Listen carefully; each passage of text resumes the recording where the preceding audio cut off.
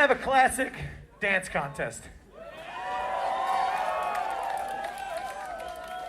Rule number 1, sassy as fuck at all times.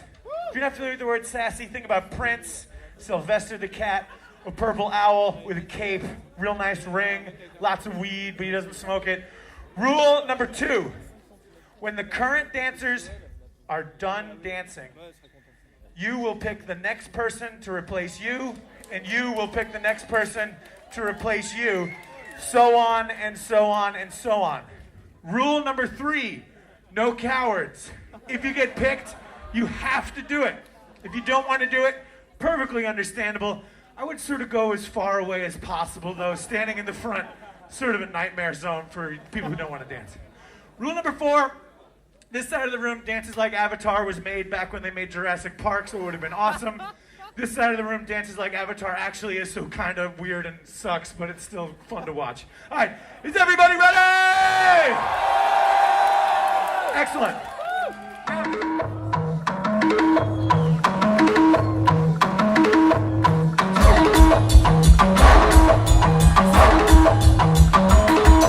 When I first started getting into music or performing it live, I was in college.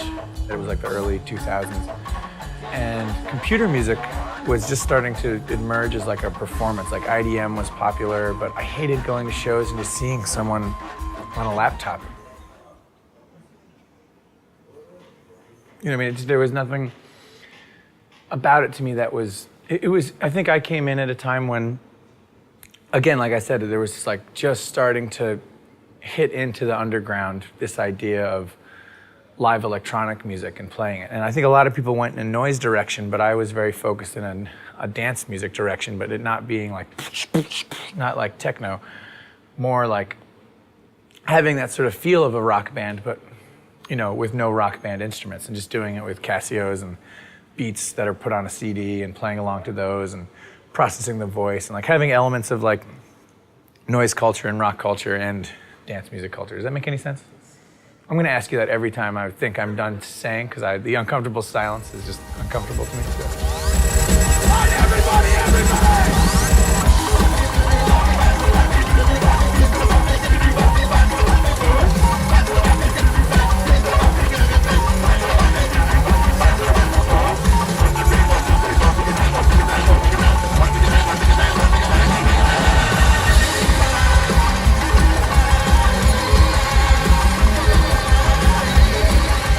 I try to create an atmosphere where the show is a celebration and it's fun, but it's not just escapism.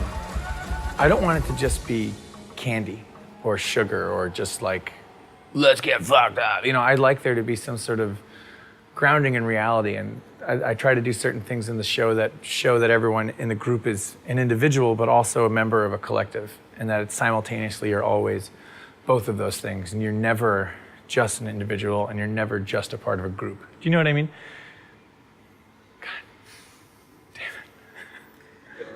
You know, I think when I started to really discover my sound, you know, again, I was back in college, and it was probably 2001 or 2002, and Lightning Bolt was just starting to get big, and Paper Rad was just starting to emerge, and that whole Providence scene started to like permeate culture, and it sort of felt like anything could happen, and you could make anything with sound, and I don't know, there was no need to sound like a particular thing. Genre didn't matter anymore, because, you know, Lightning Bolt's one of those bands that are hard to describe because they're really heavy, but it's super uplifting, but the music is still aggressive, but I don't know, do you know what I mean?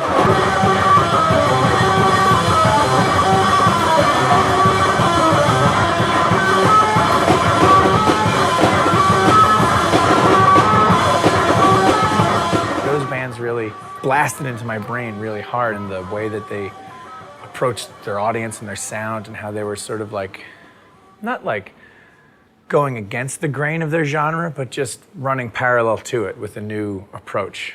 And I think that sort of helped me find my footing in the world of sound, and me not really giving a shit if I made sense or anything like that. Do you know what I mean? I did it again. I asked if you knew what I meant again. Yeah, when you walk in with the dog shaking it. Oh, okay, and then that goes on the wall. Yeah, and on the wall there's dog pizza time. Okay, and then the alien upside down, that it goes up and down each time, like until it's the end.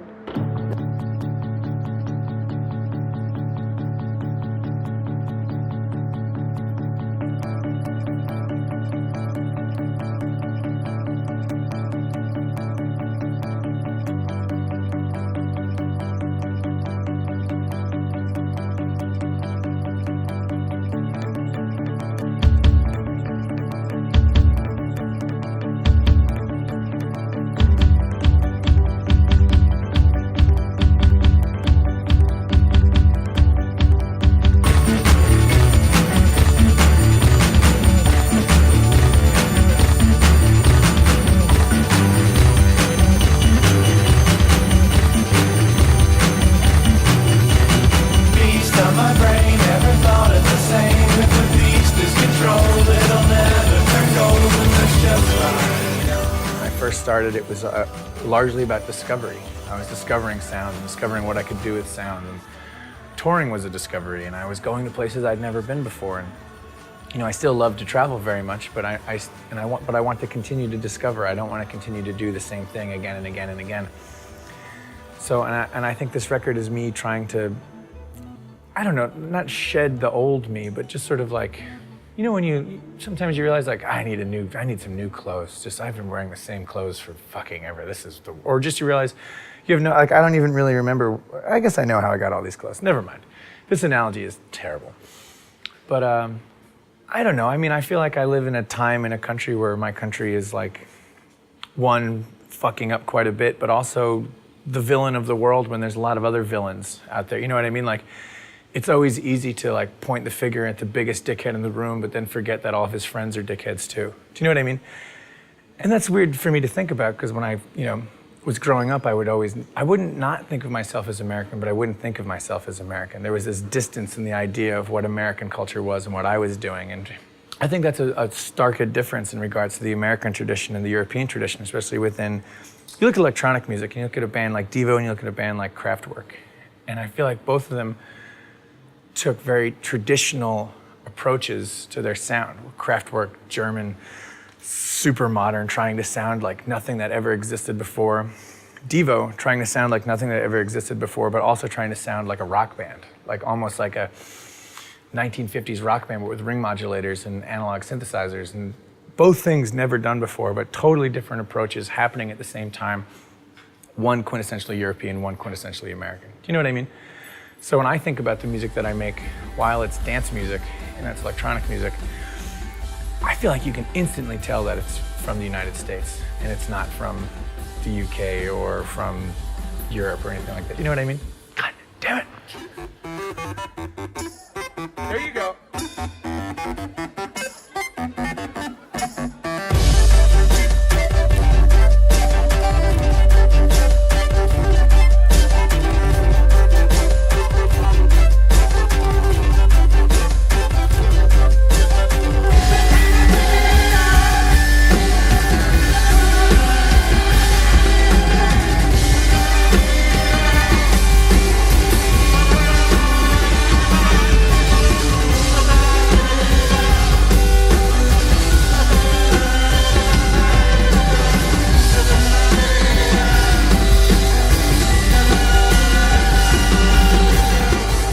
Came to play the trombone by seeing the 7th grade band was performing for all the 3rd graders. And then the 3rd graders would sign up and pick what instrument they wanted to play. And of course, all the boys wrote saxophone or trumpet, and all the girls wrote flute or clarinet. And you had to put a secondary instrument. So I wrote saxophone, and but I'd never seen the trombone before, and it was like the craziest instrument in the world to me. It sounded crazy, and the kid who was playing it couldn't really play, so it was just like, it just looked insane. I was like, that instrument's cool. So I signed up for the trombone, and obviously, you know, as my second choice. So obviously they were like, you're not gonna play the saxophone, you're definitely gonna play the trombone. No one else wrote trombone, so you're the trombone player. And I'm glad I was, because, I don't know, it's a weird instrument, and I think opened up the doorway in my brain that, you know, when you're a kid, being weird sucks.